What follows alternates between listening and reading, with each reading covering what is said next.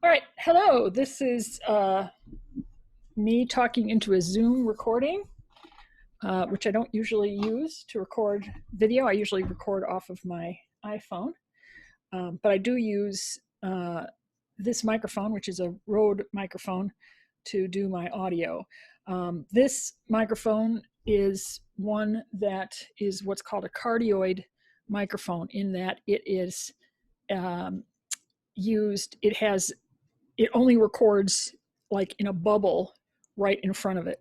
So if I get close to it, I can speak fairly quietly and it will pick up the sound of my voice. I've intentionally turned on my fan in my house so that you can hear the sound of, like, it would be the sound of the air conditioner or the um, heater in your house going. Usually if I'm recording, though, I turn off my fan so that it is quiet as possible. And in fact, usually I only record in the very early morning or at night when people don't have their lawnmowers going and there isn't the sound of traffic and things like that. So I try to have it as quiet as possible when I am recording. So this is my most expensive microphone, the Rode microphone. I can turn it around so you can see what it looks like.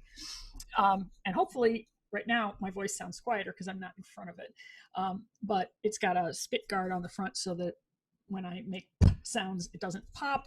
And then it's got a definite front to it, as marked here. This microphone also has a plug for the earbuds as well, so that while I'm recording, I can hear it live. Because when you plug a microphone into your computer, there's a lag between the time it's being recorded and the time that you hear the output. And so in order to not hear a lag between the sound of your voice and your monitored sound, which drives me crazy, you can get a microphone where there's no latency because you have your headphones plugged into the mic itself.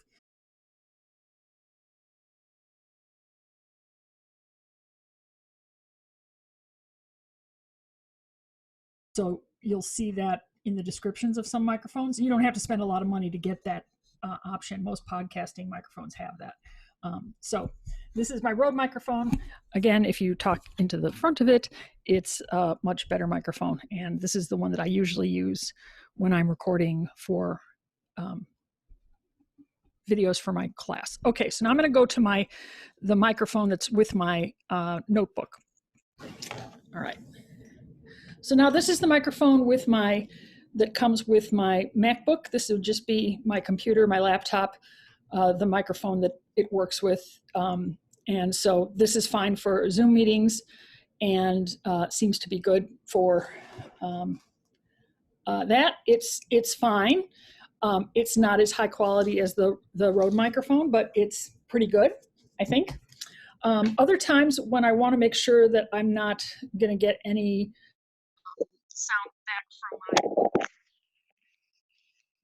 I don't want to hear. Now I'm switching to my AirPods. So these are the earphones to the microphone, to the computer itself.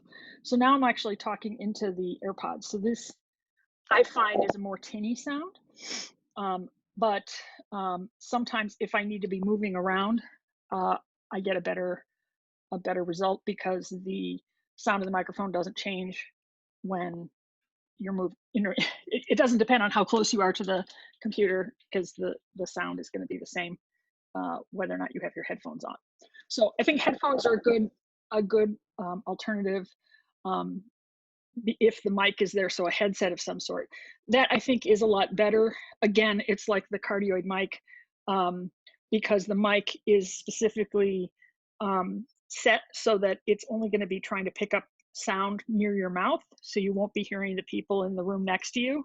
I find when I'm on Zoom meetings and people are just talking into the mic on their computer, those mics are set up to hear all the sound in the room. So people will think that you're just listening to them talking, but you can clearly hear the people in the next room very loudly. It's quite obvious. So the cardioid mic is going to be the most localized sound, but these are going to be a little more localized than just having it on your mic on the thing. And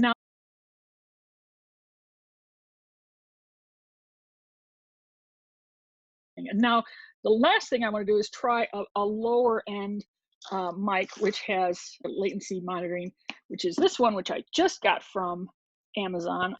All right, let me try this. It's actually, we'll do this live demonstration. So we're gonna put, I guess this side goes here. Boop. All right, and because this Macintosh people are jerks, I can't use my USB directly. I have to use an adapter, so let me plug that in. All right, let's see if it is truly plug and play. I'm going to plug it in and see if it'll hook up automatically. Does it work? Oh, it says it's working. Okay, cool. What do you know? All right, well, I'm going to play this back and listen to it, see if it worked. But this should be also a cardioid mic, a podcasting mic. Usually you know which way to look at to talk into it, because the message in the front is usually the version you talk, the side you talk into. This is nice because you don't have to use a boom mic with it. You just can put it right on the table next to you. And it should be that if I get close to it, it sounds better. I don't know if it does because I have to listen to it back, because I don't have a set of headphones I can plug in. But this actually has a plug in it where you can plug the microphones in. And it has, you can make your microphone louder and you can make your headphones louder individually, which is really nice too. You also, oh, this also has a nice little feature because you can push this button and mute it. So you don't have to mute yourself on the computer. Nice. All right, well, I'm going to play this back and see how it works. Very nice. It also has a little instruction manual. I love stuff that you just plug in and it works. I think that's the easiest for people. All right, so those were the different types of mics that I use. If this sounds good, I would say that go with the cheaper version. You don't need to get an expensive thing.